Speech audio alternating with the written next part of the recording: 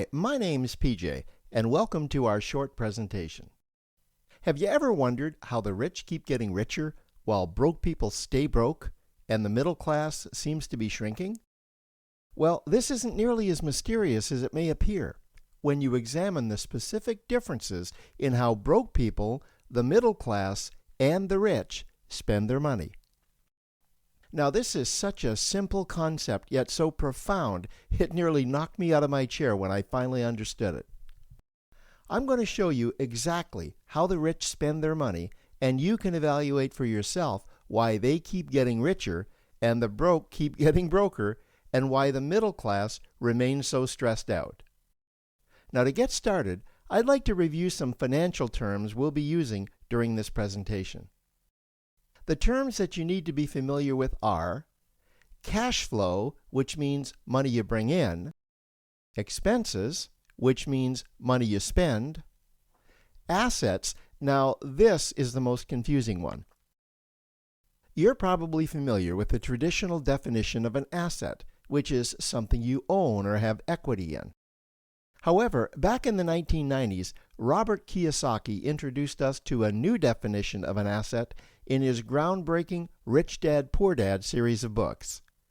Robert taught us that an asset is something that pays you, and that's the definition we'll be using here. Liabilities is the last term, and it's defined as things that cost you money. As an example, a house is typically viewed as an asset, but can it actually be a liability? Yes, with our revised definition, anything that costs you money is a liability, not an asset. If you have a mortgage, your house is an asset to your banker because it pays him or her every month. But could a house also be considered an asset to you? Yes, in the right circumstances it could, when it pays you money. Let's say you buy a house and you rent it out, and it paid you a positive cash flow every month after all expenses. That would then be considered an asset. Now, one more time with the terms, just to be very clear before we continue.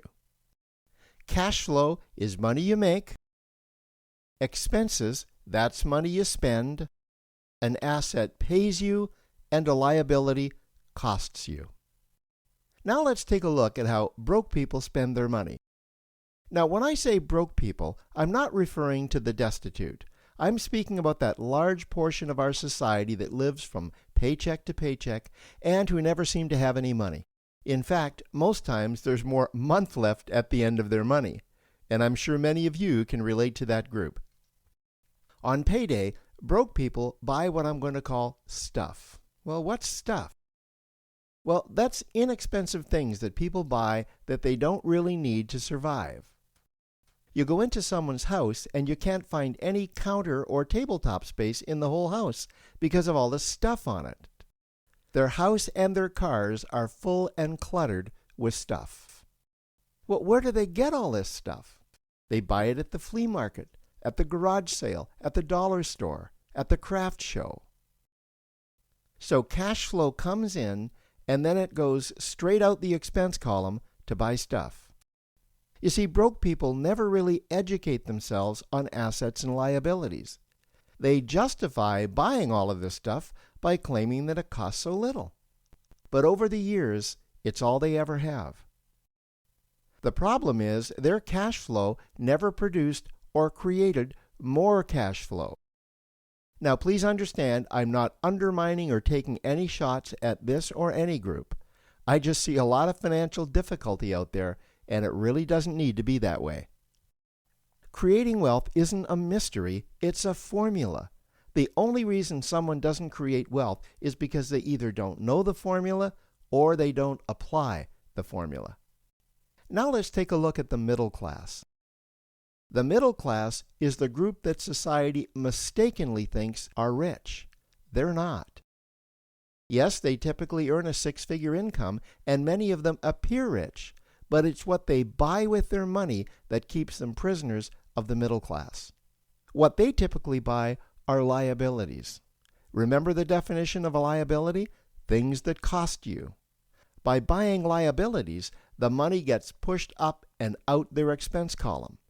Liabilities are items like cars, boats, houses, airplanes, credit card debt. Now let's see just how this happens. The middle class gets a nice paycheck, let's say $10,000 for the month. They then split that down the middle and they pay their monthly expenses with half, and with the other half, they make a down payment on a new car.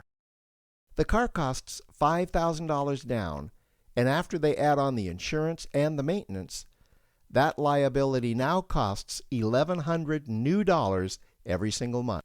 A few months go by, and they want a boat, then a vacation home, a Rolex watch on their credit card, a vacation on their credit card. And before you know it, their liabilities have raised their expense levels to near or above their income levels. They actually spend equal to or more than they make, meaning that they have to go to work and make a certain amount of money every single month just to cover their liabilities. The other important issue with both broke people and the middle class is that normally all of their cash flow is dependent on their own effort, meaning that they've educated themselves to exchange their knowledge and expertise for someone's money. Also, the money they earn is usually the highest taxed form of income. Here's an example. An attorney is knowledgeable about law, so people pay him or her in exchange for that knowledge on an hourly basis. The problem here is that if the attorney isn't sharing that knowledge with a client, then the attorney isn't making any money. This causes lots of stress and anxiety in their lives, and if you ever ask them to take an afternoon off to play golf with you, well, they very rarely can because of how much money it'll cost them to take that time off. On the surface, life's pretty good. The reality is that it's a roller coaster ride. That's the middle class. Now, I know this group very well because for a great deal of my adult life, that was me.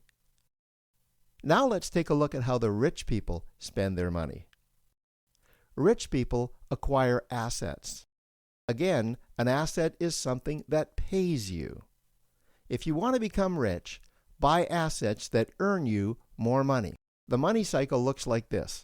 Acquire assets that produce cash flow, invest the profits to acquire more assets that produce more cash flow, invest those profits to acquire more assets that produce more cash flow.